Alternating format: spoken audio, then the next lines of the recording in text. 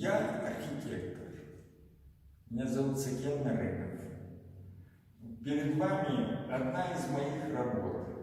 Она называется «Тюркский календарь». Это фонтан в масштабе 1 к 10. То есть вот здесь вот метр, фонтан 11 метров в ширину, диаметр 12 метров, можно сказать. Вот. Идея в нем такая. Ну, вы знаете, что у казахов так называемый тюркский календарь, где 12 животных попеременно каждый год обозначает тот или иной год. Например, вот сейчас год свиньи или дома с желанием. 22 марта эта свинья убирается с пьедестала и ставится в обычный ряд. А мышь, шханжела, поднимается, ставится на пьедестал, вот сюда.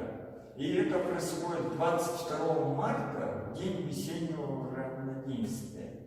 Это тюркский Новый год, или Науруз. Вот он обозначал эти года. По нашей мысли, люди должны были собираться.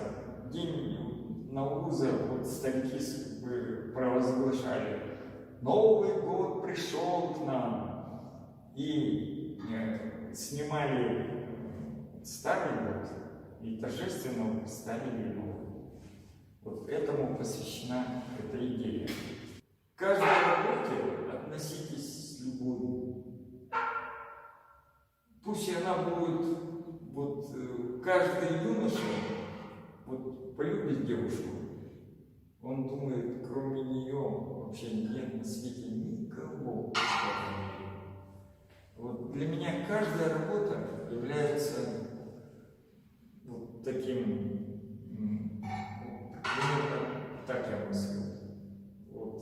И меня не останавливает, если очень хорошая идея, меня не останавливают ни призывы чиновников,